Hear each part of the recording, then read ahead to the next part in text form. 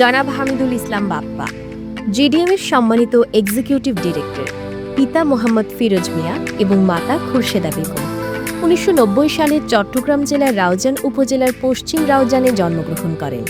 পরিবারের প্রথম সন্তান। ইমপেক কলেজ চট্টগ্রাম থেকে ২০০৯ সালে ইলেকট্রিক্যাল ডিপ্লোমা ডিগ্রি অর্জন করেন। ২০২৩ সালের ডিসেম্বর মাসে জিডিএমে ব্যবসা শুরু করেন। বর্তমানে জিডিএমের silver member rank achiever. GDM থেকে স্বপ্ন সর্বোচ্চ পদবি ক্রাউন ডায়মন্ড অর্জন করা এবং হজ করা, ১০০ দেশে ভ্রমণ করা এবং বেকারত্ব দূরীকরণে ভূমিকা রাখা। সামাজিক স্বপ্ন এবং ভবিষ্যৎ পরিকল্পনা: বৃক্ষরোপণ কর্মসূচি, আন্তর্জাতিক মানের মসজিদ মাদ্রাসা নির্মাণ করা, শিক্ষা প্রতিষ্ঠান এবং হাসপাতাল নির্মাণ করা, অসহায় মানুষের জন্য একটি বৃদ্ধাশ্রম তৈরি করা।